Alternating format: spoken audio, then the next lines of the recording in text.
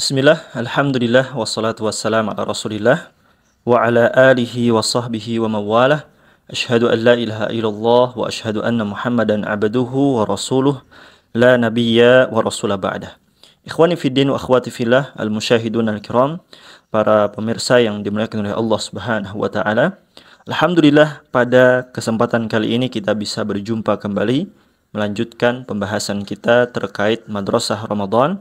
Dan di pertemuan kali ini, yakni di pertemuan yang ke-17, kita akan membahas tentang salat tarawih dan keutamaannya. Ikhwani fiddin wa akhwati fillah, al-musyahidun al-kiram, di antara ibadah yang disyariatkan di bulan Ramadan ini adalah salat tarawih.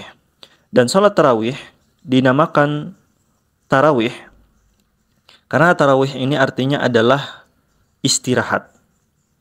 Orang yang melakukan sholat tarawih, ia beristirahat setelah melakukan beberapa rakaat. Setelah dia melakukan 4 rakaat, kemudian dia beristirahat, kemudian dia lakukan seperti itu. Sholat yang di dalamnya terdapat istirahat-istirahat, sehingga dinamakan dengan sholat tarawih. Dan ikhwani fiddin wa akhwati fillah, al-musyahidun al-kiram, sholat tarawih ini termasuk qiyamul lail, atau termasuk sholat malam. Hanya saja sholat tarawih ini dikhususkan pada bulan Ramadan. Apabila sholat malam tersebut dilakukan di luar daripada bulan Ramadan, ini namanya adalah qiyamul lail. Ya. Apabila dilakukan pada bulan Ramadan, maka namanya adalah qiyamul Ramadan, atau bisa disebut juga dengan sholat tarawih. Jadi sholat tarawih ini adalah sholat malam yang dilakukan di bulan Ramadan. Dan para ulama, mereka bersepakat tentang hukum sholat tarawih ini, bahwa sholat tarawih hukumnya adalah sunnah. Sebagian ada yang mengatakan sunnah muakkadah, sunnah yang ditekankan, ya, sunnah yang ditekankan. Dan sholat tarawih ini dianjurkan bagi laki-laki ataupun perempuan.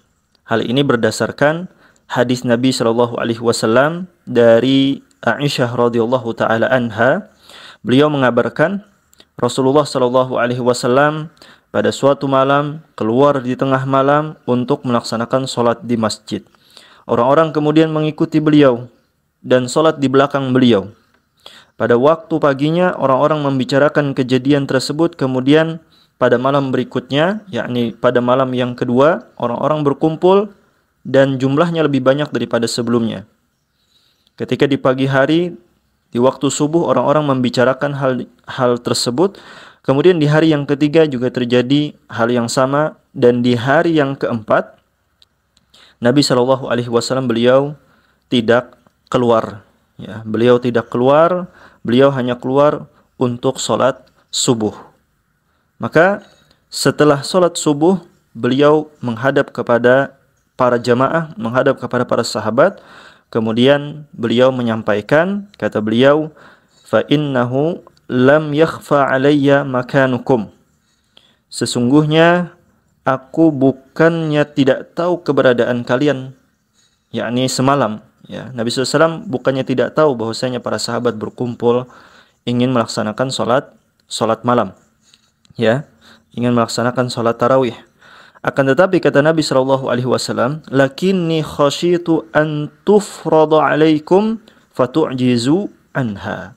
Akan tetapi aku khawatir salat tersebut akan diwajibkan atas kalian, sementara kalian tidak mampu untuk melaksanakannya. Nah, ini hadis menunjukkan bahwa hukum salat tarawih adalah sunnah, ya, dianjurkan seseorang untuk melaksanakan salat tarawih. Al-Imam Asy-Syafi'i, kemudian mayoritas ulama Syafi'iyah, kemudian Imam Abu Hanifah, Imam Ahmad, dan sebagian ulama Malikiyah, mereka berpendapat bahwa lebih afdal salat tarawih itu dilaksanakan secara berjamaah. Ini kebanyakan daripada para ulama. Mereka menyebutkan, di antaranya Imam Syafi'i, Abu Hanifah, Imam Ahmad, kemudian mayoritas ulama Syafi'iyah, sebagian ulama Malikiyah, mereka berpendapat bahwa sholat tarawih itu lebih diutamakan atau lebih afdol dilaksanakan secara berjamaah, sebagaimana yang dilakukan oleh Umar bin Khattab radhiyallahu taala anhu dan para sahabatnya. Ya. Kaum muslimin terus melakukan sholat tarawih secara berjamaah karena ini merupakan syiar, ya, merupakan syiar yang begitu nampak. Bahkan sebagian ulama ada yang menyerupakan dengan sholat Id, yang kita sangat dianjurkan untuk melaksanakan sholat Id. Begitu pula sholat tarawih ini juga dianjurkan, bahkan ditekankan agar orang melaksanakan sholat tarawih ini. Sedangkan untuk waktu pelaksanaan sholat tarawih, waktunya adalah antara setelah sholat isya, ya, sholat isya sampai sholat subuh, dan ini dilakukan sebelum sholat witir, ya. Dan sholat tarawih ini dilakukan sebelum sholat witir. Nah, ini terkait sholat tarawih, bahwa sholat tarawih itu hukumnya adalah sunnah, dianjurkan dan dilaksanakan lebih afdol dengan berjamaah, ya, dilaksanakan dengan berjamaah, dan ini yang lebih afdolnya bagi laki-laki ataupun perempuan.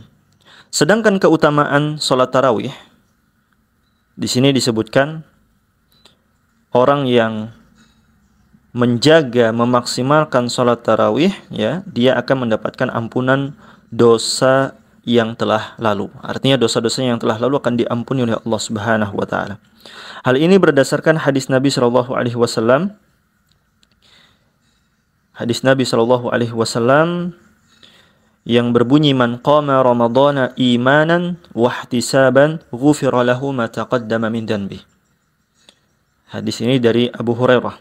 Nabi sallallahu alaihi wasallam bersabda, barang siapa yang melakukan qiyam Ramadan, yakni salat tarawih, imanan wa ihtisaban, dengan syarat dia iman, dia yakin bahwasanya ini adalah perintah Allah Subhanahu wa taala, wa ihtisaban, dan dia juga mengharapkan pahala, ghufira lahu ma taqaddama min dhanbi, maka dosa-dosanya yang telah lalu akan diampuni oleh Allah Subhanahu wa taala. Nah, qiyam Ramadan di sini adalah salat tarawih, ya, sebagaimana yang dikatakan oleh Al-Imam An-Nawawi rahimahullahu taala. Selain dosa-dosanya akan diampuni, maksudnya dosa-dosanya yang telah lalu akan diampuni, orang yang melaksanakan salat tarawih secara berjamaah bersama imam sampai imam tersebut selesai melaksanakan salat tarawih, maka baginya seperti salat semalaman suntuk atau semalaman penuh. Hal ini sebagaimana yang disebutkan dalam sebuah hadis dari Abu Dzar radhiyallahu taala anhu, dan hadis ini diriwayatkan oleh An-Nasa'i, At-Tirmidzi, Ibnu Majah, Ahmad, dan Al-Imam At-Tirmidzi. Beliau mengatakan hadis ini adalah hadis yang sahih. Kata Nabi sallallahu alaihi wasallam, innahu man qama ma'al imam hatta yansarif kutiba lahu qiyamul lailah. Siapa yang salat bersama imam hatta yansarif, sampai selesai, kutiba lahu qiyamul lailah, maka ditulis baginya pahala salat satu malam suntuk. Nah, ini orang yang melaksanakan salat tarawih berjamaah bersama imam sampai dia menyelesaikan salat tersebut. Sampai imam tersebut selesai melaksanakan salat, maka dia dicatat atau ditulis baginya pahala salat malam semalaman suntuk.